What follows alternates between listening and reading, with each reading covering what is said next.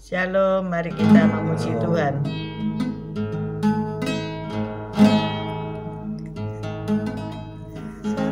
Kami berkumpul Tuhan di hadapan tatamu, sujud menyembah dalam indahnya hadirat-Mu.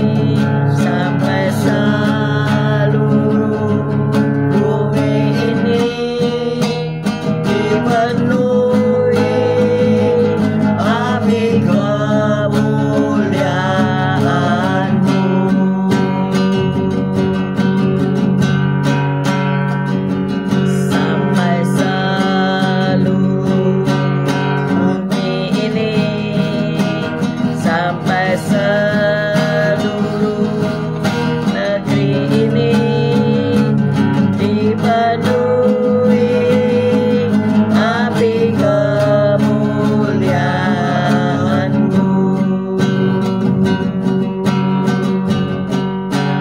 Haleluya.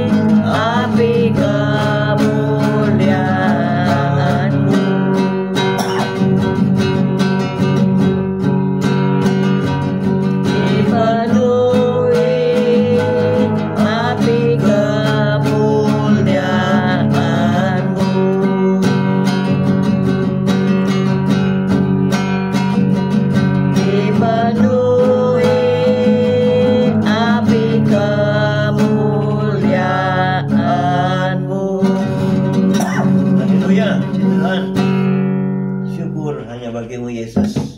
Selamat pagi Tuhan Yesus, Kau baik, Kau sungguh Allah yang sungguh sangat baik.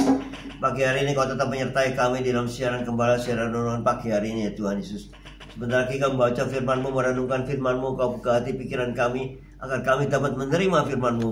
Berikan roh pengertian bagi kami agar kami mengerti akan firman-Mu, dan berikan iman yang kuat bagi kami agar kami dapat melakukan firman-Mu dalam kehidupan kami ya Tuhan Yesus. Kami serahkan kehidupan kami sepanjang hari ini bersama semua rekan-rekan peserta daripada renungan pagi hari ini ke dalam tangan-Mu, di dalam kuat kuasa-Mu, di dalam perlindungan-Mu, di dalam penyertaan-Mu, di dalam kasih-Mu, juga di dalam berkat-Mu ya Tuhan Yesus. Dan Kau tetap berikan kesehatan, kekuatan bagi tubuh kami agar kami dapat melayani Engkau lebih lagi. Dalam nama Yesus kami sudah berdoa dan mengucap syukur. Amin, amin, amin. Haleluya. Selamat pagi semuanya. Mari kita baca 2 Raja-Raja 8 ayat 1 sampai 6. 2 Raja-Raja 8 ayat 1 sampai 6.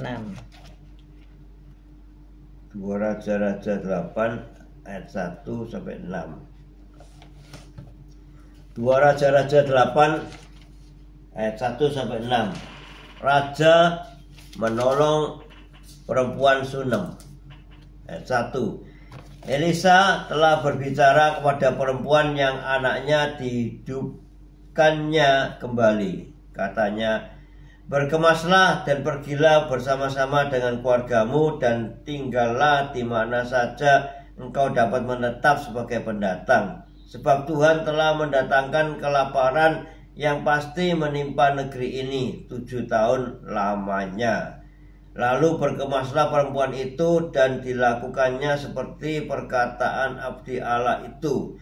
Ia pergi bersama-sama dengan keluarganya lalu tinggal menetap sebagai pendatang di negeri orang Filistin 7 tahun lamanya. Dan setelah lewat ke-7 tahun itu, pulanglah perempuan itu dari negeri orang Filistin. Kemudian ia pergi mengadukan perihal rumahnya dan ladangnya kepada raja. Raja sedang berbicara kepada Gehazi, bujang abdi Allah itu. Katanya, cobalah ceritakan kepadaku tentang segala perbuatan besar yang dilakukan Elisa. Sedang ia menceritakan kepada raja tentang Elisa menghidupkan anak yang sudah mati itu, tampaklah perempuan yang anaknya dihidupkan itu datang mengadukan perihal rumahnya dan ladangnya kepada raja. Lalu berkatalah Gehazi, "Ya tuanku raja, inilah perempuan itu dan inilah anaknya yang dihidupkan Elisa."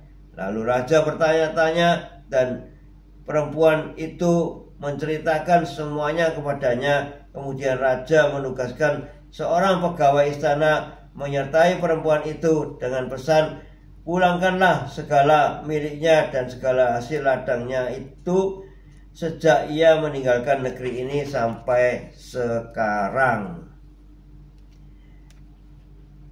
Sampai 6. Elisa 6 ya. Ya, amin. Kebetulan dan pemeliharaan Allah. Di dalam kehidupan kita banyak peristiwa-peristiwa yang kelihatannya itu kebetulan ya. Tapi di dalam Tuhan tidak ada kata kebetulan. Semua itu adalah faktor penyertaan Allah. Saudara mungkin kebetulan ketemu dengan saya. Saudara mungkin kebetulan melihat channel ini. Saudara mungkin kebetulan mendengarkan firman Tuhan ini. Bukan. Itu bukan kebetulan. Tapi itu bagian dari rencana Allah dalam kehidupanmu. Amin. Kalau kita napak tilas kehidupan kita sampai hari ini, mungkin kau berkata, kok bisa ya? Kok bisa ya saya ketemu dengan dia dan akhirnya saya mengikut Yesus gitu ya. Dia itu mungkin seseorang yang diutus Tuhan untukmu, untuk menyelamatkan jiwamu. Nah, kita baca tadi 2 Raja-Raja 8 ayat 1 sampai 6 itu. Kita baca sekali lagi ayat 1. 2 Raja-Raja 8 ayat 1.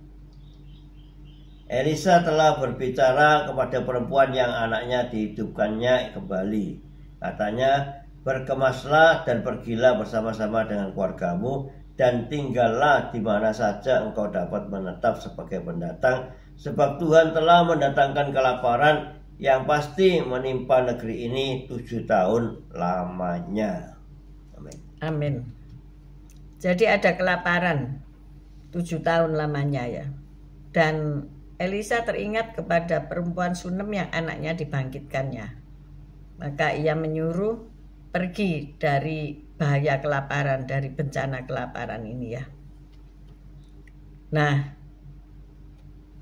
kalau kita napak tilas mengenai kebetulan, ada seorang yang bernama Dante tinggal di suatu kawasan yang rawan banjir di Manila ya. Saat musim hujan tiba, anak laki-laki itu harus ke sekolah dengan menyeberangi jembatan kayu darurat yang dibangun oleh tetangganya. Pak Thomas menolong warga di sini agar bisa melakukan perjalanan, kata Dante. Beliau memegangku melintasi jembatan dan melindungiku dari hujan. Luar biasa ya. Ternyata ada orang yang menolong ia menyeberangi jembatan yang tentunya tidak nyaman untuk dipakai ya. Bertahun-tahun kemudian Dante menjadi anggota sebuah gereja di bagian utara Manila. Ia mempunyai mentor rohani dan pemimpin kelompok pedalaman Alkitab bernama Leo. Suatu kali saat bercakap-cakap mengenai masa kecil mereka, Dante baru tahu bahwa Leo adalah putra dari Pak Thomas, orang yang menolong dia menyeberangi sungai ketika ia masih SD gitu ya. Tidak ada yang kebetulan, kata Dante. Allah memakai putra dari seseorang yang pernah memberkatiku untuk menolongku bertumbuh dalam iman. Jadi ternyata ada benang merah ya antara Pak Thomas dan Leo sehingga mereka ketemu lagi dengan Dante. Apakah Bapak pernah demikian? Dulu ditolong oleh sang ayah dan kemudian dikelak kemudian hari sang anak akan menolongmu pula. Nah, seorang perempuan dari kota Sunem juga mengalami pemeliharaan Allah ya. Jadi jangan takut bahwa Allah itu memelihara kita ya sampai di akhir kehidupan kita. Dengan iman ia mengikuti nasihat Nabi Elisa untuk meninggalkan rumahnya agar terhindar dari bencana kelaparan. Dengan melakukan hal tersebut, ia pun kehilangan hak milik atas rumah dan tanahnya ya. Karena ia pindah dan rumah dan tanahnya tentu nggak ada yang memelihara. Kuasai orang lain. Ya, kalau zaman dulu itu kuasa menguasai ya. Sekarang persis pada saat ia berusaha meminta bantuan raja mengenai masalah ini, sang raja sedang berbicara dengan Gehazi, hamba Nabi Elisa tentang perempuan itu. Jadi setelah 7 tahun kelaparan itu selesai, ia pulang kembali. Ternyata rumahnya sudah lenyap ya. Jadi ia mengadukan kepada raja. Nah, bertahun-tahun sebelumnya Gehazi telah menyaksikan putra dari wanita itu dibangkitkan dan hidup kembali. Nah, sekarang kata Gehazi, ya Tuanku Raja, kita baca ayat 5 ya.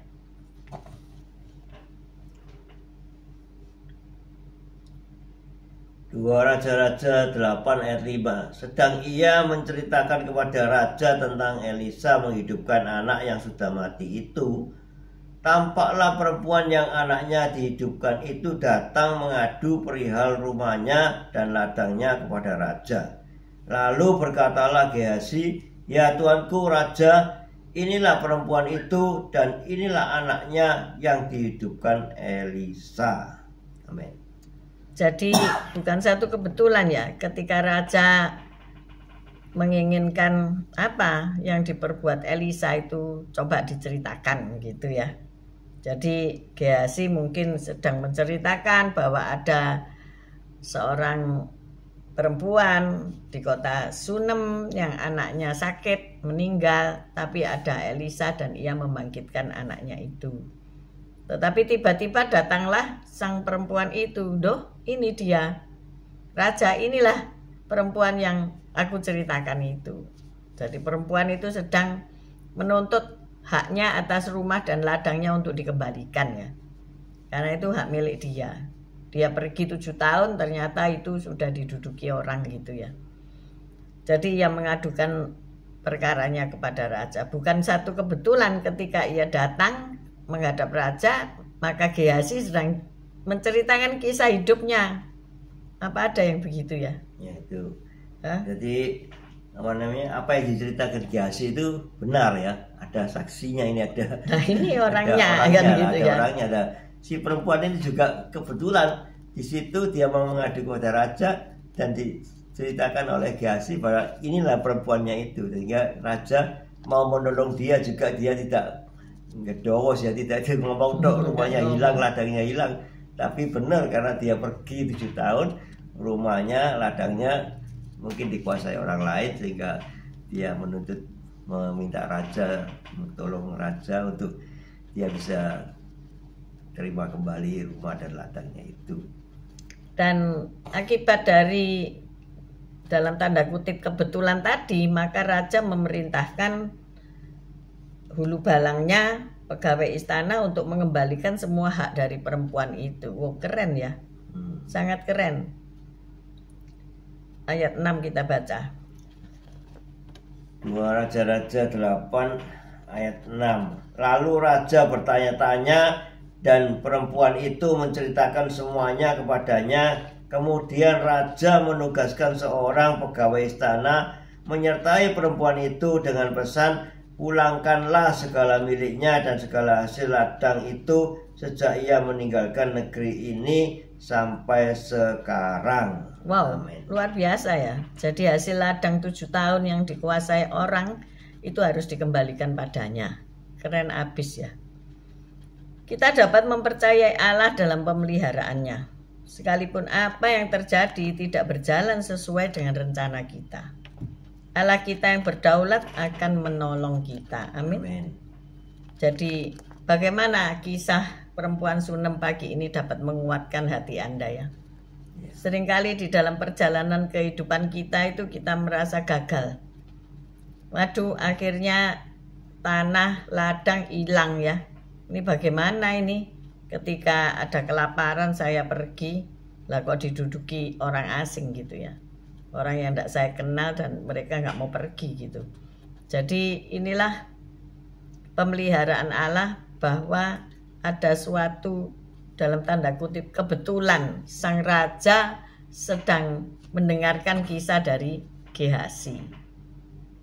Mungkin kita ditolong orang secara kebetulan ya, dalam tanda kutip. Tiba-tiba saja ada orang yang sanggup menolong kita dalam kita berperkara ya. Siapa dia? Kok bisa kebetulan? Kok bisa dia ada saat semua peristiwa yang buruk itu terjadi dalam hidupmu? Itulah penyertaan Tuhan. Itulah pemeliharaan Tuhan. Jadi dalam kehidupan kita ini segala sesuatu itu terjadi dan Tuhan itu tahu. Dan Tuhan telah merencanakan sesuatu yang lebih besar buat kita dari yang kita alami ini. Mungkin hari ini engkau merasa, waduh gimana ya ini, hartaku habis ini, dicolong orang ini, ditipu orang ini, rumahku hilang ini, diduduki orang ini, aku tidak punya rumah lagi. Nah, hal-hal yang menghancurkan hati ya. Pernah enggak engkau ngalami hancur hati ya? Dalam kehidupan, lebih-lebih di dalam usia tua ya. Usia yang mendekati senja dan mendekati malam ini. Siapa di sini yang sudah lansia ya? Dan kemudian hancur hati. Melihat anak-anak tidak sesuai dengan harapan kita ya. Melihat cucu-cucu enggak telno hati ya. Siapa yang begitu? Melihat anak-anak yang disuruh sekolah males-malesan ya. Melihat mereka disuruh kerja berpangku tangan ya. Sedangkan usia itu mengejar kita, bener nggak? Kita nggak bisa menemani mereka sampai mereka dewasa, sampai mereka berhasil ya. Tetapi ketika kita mendorong, menyemangati mereka, mereka ogah-ogahan. Akhirnya membuat kecewa, bener nggak? Dulu kita ini menggebu-gebu melayani Tuhan. Cinta mula-mula ya. Tidak ada waktu lain selain melayani Tuhan. Tetapi ketika terbentur dalam kesulitan-kesulitan ya. Mungkin untuk membangun gereja, izinnya tidak keluar. Mungkin untuk mementori anak-anak muda sekarang nggak didengarkan dengan baik. Semuanya menyimpang. Ya banyaklah kekecewaan-kekecewaan. Mungkin kita melayani keluarga sendiri sudah nggak digubris ya.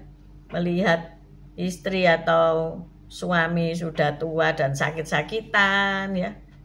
Pasti ada timbul rasa kekecewaan ya. Ada apa aku dulu berbuat seperti ini gitu. Pernah nggak ya? Pernah nggak? Pernah ya pasti. Dalam satu kehidupan manusia kan nggak bisa seneng terus ya. Ada waktunya jadi moody ya.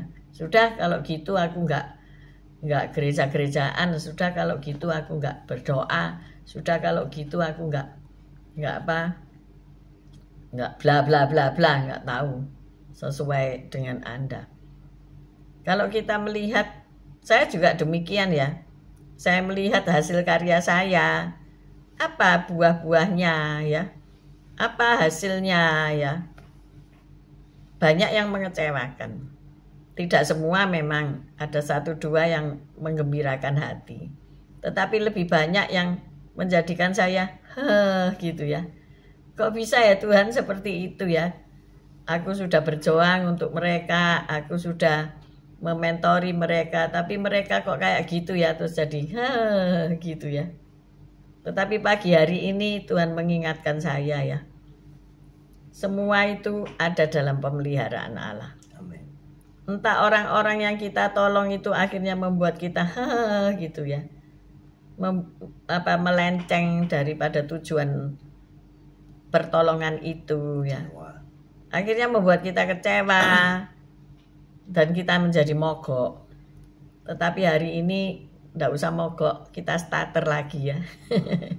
Mobil yang mogok itu, kalau kita mengendarai mobil ini kok mogok ya, memang perlu diem sebentar ya. Suatu hari mobil saya itu kan jadul ya, sudah umur berapa ya, 20 tahun ya, mobil APV itu, tapi masih setia menemani saya ya. Walaupun jadul itu tangguh ya, APV itu namanya. Catnya sudah tidak karu-karuan, sudah botak-botak, sudah memudar, atapnya sudah tidak karu-karuan, warnanya aja ya. Bodinya sudah pesok-pesok, itu ada kalau pesoknya ditandatangani gitu, ada orang-orang yang memesokkannya. Ini siapa yang memberatkannya, ini siapa yang mengendarai dan merusakkannya, itu ada namanya semua, saking itu virtual ya, tidak tertulis. Ada teman yang ketemu saya di enggak ketemu ya, nggak ketemu sih, dia lagi belanja di Indomaret, saya juga belanja di Indomaret ya tuh. Terus saya nggak menyapa dia karena dia lagi sibuk bayar ya. Terus dia keluar dari Indomaret itu sampai di tempat parkiran, dia kelihatan mobil APV yang antik bersejarah ini, yang antik ini. Dia kembali lagi ke Indomaret, ini mesti mobilnya Pak Stanto. Nggak ada yang punya yang kayak mobil seperti itu ya, nggak seperti yang punya ini. Dia kembali lagi ke dalam, mesti ada saya ini di dalam, dicari ini. Dicari, saya ketemu saya ya, saya juga mau bayar di kasir. Iya ini. Jadi dia memastikan bahwa penglihatan dia atas mobil itu benar gitu, bahwa ini miliknya Pak Gembala, jadi dia nyari Pak Gembala pasti ada gitu ya. Iya. Jadi ya lucu. Dia katakan ini tidak ada yang punya katanya Pak begitu. Sutanto ini. Antik mobil. Nah, singkat cerita, mobil ini sudah berjasa luar biasa. Ketika Pak Gem ngomong, ayo dicat, saya bilang nggak usah. Nanti pun juga luntur, nanti pun juga pesok lagi ya. Dan akhirnya saya kalau pergi-pergi ya tetap pakai mobil itu, saya suka. Sebab dia itu tinggi sehingga saya bisa melihat pandangan yang jauh lebih luas. Dan yang penting itu AC-nya dingin. Milih mana saudara, naik Alphard AC rusak, apa naik APV AC-nya dingin ya. Saya katakan ini baby Alphard. Bapak Tuhan itu kan katakan dia baby Alphard itu. Iya. Baby Alphard ini enak karena kaki saya itu bisa selonjor ke depan ya. Karena ruang tengahnya itu lodang. Nah, si baby Alphard ini kita pakai untuk menjenguk dan makan di depotnya seorang rekan gitu ya. Saya aja yang nyopir katanya begitu. Bu Kilsia bilang, Bu Wiwi bilang, saya aja yang nyopir. Bisa tah? Aku tuh cuman bilang gitu. Bisa katanya begitu ya. Ternyata apa? Bisa. Sampai kemudian udah makan, berarti berat badan kita tambah semua kan ya. Terus dia masukin Versnelling 1 nggak bisa. Macet saudaraku ya. Macet. Diutek-utek macet, saya pikir, sudah, saya aja yang mengendarai, nanti tambah protol kabeh, aku bilang, iki mobil tua, mbok oklek-oklek, tambah pedot, saya katakan gitu. Akhirnya, ndak bisa, saya masukkan Versnelling nggak bisa, tapi ayo manggil si A, si B, si C, nggak usah, biarin aja diam dulu, mungkin dia ngambek, siapa ini orang nggak dikenal, make Versnellingku kan gitu ya. Jadi saya diemin sebentar, kemudian saya ulangi dari awal, dan ternyata lancar-lancar aja saudara ya. Saya juga sampai heran, mengapa ya? Apa tekanan tangannya lain atau bagaimana? Entah. Dan tidak ada masalah, saya bawa pulang kembali. ya lancar-lancar saja gitu ya. Jadi betul-betul saya merasakan apa ya, Tuhan itu baik ya. Tuhan itu memberikan pemeliharaan walaupun kepada mobil saya.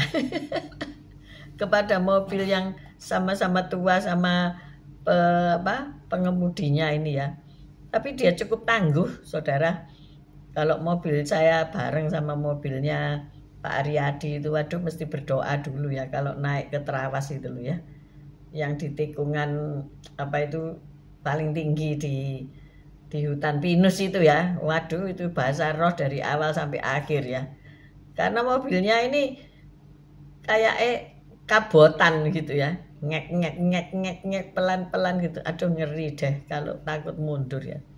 Tapi kalau si bandel Baby Alphard ini ngeng gitu sudah weng gitu sudah naik dengan perkasa ya. Karena apa? Kita rawat baik-baik ya. Tiap saat sudah diganti oli ya, benar ya Pak Agem. Iya. Terus dicek, diservis. Kalau habis diservis gitu enak. Tapi sopirnya banyak saudara ya. Namanya mobil umum ya. Karena itu tidak urunan memperbaiki, urunan merusakkan. Jadi ya kita kudu ketawa ya. Kanan kiri muka belakang itu ada bekas-bekas penjokan semua. Saya pikir dulu waktu mau membeli mobil itu kan begini. Mobil apa yang mau kita beli? Yang banyak orang isinya, tapi yang sempit, maksudnya ramping supaya kalau saya masuk ke gang-gang itu bisa. Lah nek Alphard beneran, Bapak Alphard ya nggak iso. Menggok yo nyenggol rumahnya orang ya. Jadi saya memilih mobil dinas ya, mobil dinas bukan mobil mewah ya. Kalau naik mobil mewah pokoknya adem gitu loh, pokoknya dingin, itu prinsip saya, dingin dan lancar ya, enggak mogokan. Jadi ayo kita ini dipelihara Tuhan kok. Apapun yang kamu miliki hari ini itu pemberian Tuhan, dirawat baik-baik, amin. Ada yang sampai sepeda motornya butut enggak karu-karuan, tapi pokoknya kan bisa jalan ya. Bisa membawa kamu kemana-mana gitu ya. Saya sih orangnya nggak peduli, Babano dikatakan mobil elek kok dipakai terus, kok nggak ganti mobil ya kamu aja yang gantiin. Saya nggak mau, sebab ya, sekalipun asik pakai mobil itu ya, mobil-mobil itu mewah-mewah itu kalau di jalanan nggak berani dia deket-deket mobil kita. Mobil saya itu berani deket semua mobil berani, tapi yang mewah-mewah nggak berani deket ke mobil ini, mobil tua ini ya. Jadi demikian juga kita ini dalam pemeliharaan Tuhan ya. Nggak usah gengsi, Tuhan aku ini sakit-sakitan tapi aku percaya aku tetap kuat di dalam Tuhan ini, bener ya.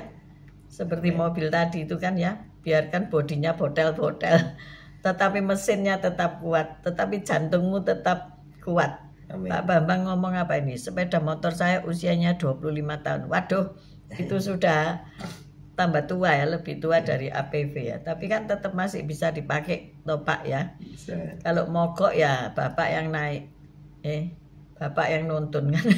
Kita juga punya satu sepeda motor yang tidak ada BPKB-nya dan dipakai oleh rekan kita untuk berangkat kerja, pulang kerja, tidak apa-apa sampai hari ini aman-aman, tidak pernah dicegat polisi. Ya karena tidak dibuat keluyuran ya, cuma dibuat untuk bekerja ya. Jadi sepeda butut 20 tahun juga ya, tapi ya masih bisa dipakai gitu ya. Nah, kalau kita ini apa sebetulnya kita ya barang butut loh ya. Lama-lama Anda ini kan jadi orang butut ya. Sebentar lagi expired, tapi ternyata Anda mesinnya masih jos gitu ya. Jantungnya masih oke gitu ya. Kalau saya ke dokter jantung nganterin oma dulu, mama saya, "Dok, ini bagaimana? Jantungnya gini-gini." Ya wong lama namanya setiap hari suruh bekerja sampai umur 80 tuh ya pasti ada masalah katanya begitu ya. Tapi yang penting kan ya enggak apa-apa, maksudnya tetap hidup gitu loh. Ya iyalah.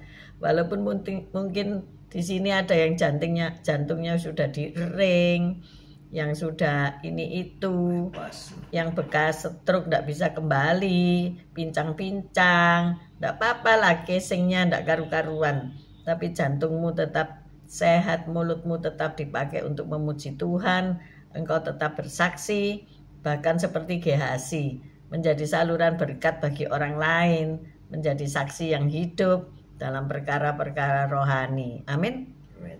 Ayo, nggak usah melo, nggak usah mudi, nggak usah kecewa ya. Karena ada satu lagu, tak pernah kecewa mengiring Yesus. Ketika saya dihinggapi rasa kecewa ya, oh orang ini sudah ngabisin uangku tapi kok mencekno gini-gini gitu. Terus Tuhan mengingatkan, uangmu katanya begitu.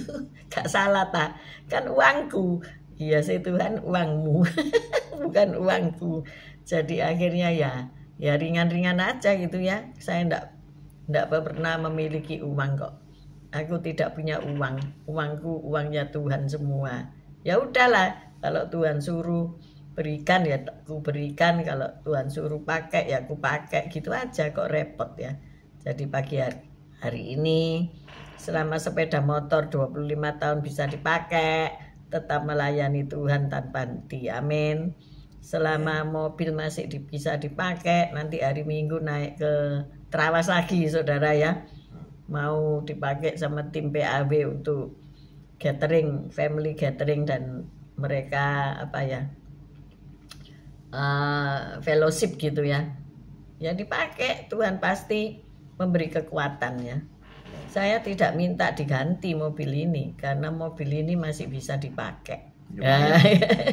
Karena mobil ini bersejarah dan saya suka sama mobil ini, walaupun itu manual ya, tapi selama dia bisa dipakai, selama Tuhan izinkan ya saya pakai gitu ya. Jadi ayo kita ini dipelihara Tuhan baik-baik, semuanya baik, pasti baik. Amin. Mari kita berdoa. Haleluya. Terima kasih Tuhan Yesus atas firman-Mu yang memberi jadikan rema dalam kehidupan kami. Ya Tuhan Yesus, Kau sudah memelihara kami luar biasa Tuhan Yesus. Walaupun kami pernah masuk ke dalam lembah kekelaman pun, Engkau menolong kami. Engkau mengangkat kami, memulihkan kami, sehingga kami tetap bisa mengucap syukur karena Engkau baik. Engkau sungguh Allahku yang sungguh sangat baik. Di mana di waktu kami membutuhkan Engkau, Kau ada. Dan Kau selalu ada di hati kami. Terima kasih Tuhan Yesus. Haleluya. Puji Tuhan. Amin. Bapak, kami mengucap syukur terima kasih karena dalam kehidupan ini tidak ada kebetulan. Dan kami sungguh merasakan pemeliharaan Allah yang hidup dalam setiap hidup kami. Kami tahu Tuhan Engkau baik, Engkau tetap memelihara kami sampai kesudahan zaman. Bahkan dalam alam kekekalan Engkau sudah berjanji buat kami mendapatkan hidup kekal selama-lamanya. Terima kasih ya Tuhan. Tidak ada hidup yang kebetulan, tetapi semua ada di dalam rencana Tuhan. Kami terima apa yang harus kami terima, dan kami akan melalui proses up and down dalam hidup kami untuk kami tetap tidak menyangkali iman kami. Terima kasih untuk proses-proses dalam hidup ini, untuk rasa suka duka yang terjadi dalam hidup ini. Kami berdoa untuk mereka yang berjuang dalam kesehatan, untuk Bapak Simeon, untuk Ibu Ruth Sugiyarti, untuk Ibu Lydia Magdalena, untuk Ibu Simalinda, untuk Bu Reni, untuk semua yang sedang berjuang supaya tetap sehat. Kami berdoa untuk Fen-Fen, untuk anak-anaknya, supaya mereka tetap sehat, tetap kuat di dalam Tuhan. Kami juga berdoa untuk Tante Kin, mamanya Shelly. Tuhan juga memberi kekuatan melalui hari-hari yang jahat ini. Kami juga berdoa untuk mereka yang berjuang bekerja dengan alat-alat yang mungkin sudah tua. Mereka harus memakai alat baru tetapi belum ada dana. Tuhan lihatlah kesetiaan mereka. Berikanlah mereka alat-alat yang baru sehingga usaha, bisnis, UMKM mereka maupun juga pabrik-pabrik besar yang mereka kelola, Tuhan, Engkaulah yang memelihara mereka. Engkaulah yang memberikan pemulihan buat mereka. Kami mengangkat kedua belah tangan kami untuk menerima berkat Tuhan. Tuhan memberkati engkau, Tuhan melindungi engkau. Tuhan menyinari engkau dengan wajahnya dan memberikan engkau kasih karunia. Tuhan menghadapkan wajahnya kepadamu dan memberikan engkau damai sejahtera. Terimalah berkat dari Allah Bapa, Putra dan Roh Kudus, berkat kasih, sukacita, damai sejahtera mulai pagi hari ini sampai Maranatha Tuhan Yesus datang untuk kedua kalinya, bahkan sampai selama-lamanya. Mari yang sudah menerima berkat Tuhan katakan bersama, amin, amin, amin. Amin. Haleluya. Terima kasih kembali Bu Simeon, Tabita Bintang. Halo, kamu sekarang ada di mana? Pak Bambang, Bu Vera, Bu Ruth Sugiyarti, Pak Saiman,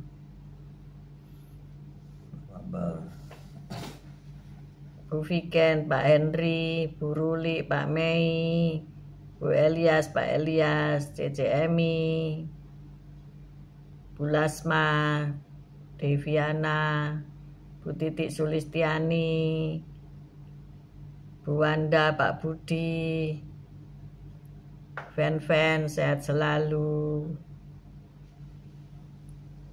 Bu Reni, Pak Fran, Bu Shelly, Pak Ali, Matthew, Bu Foni, Pak Paulus, Bu Martin, Bu Feby, Bu Lili, Yohanes, semua yang pagi ini bergabung, Bu Tiar, Patrick, Pak Salmon, baik yang sudah saya sebutkan namanya maupun yang terlewatkan.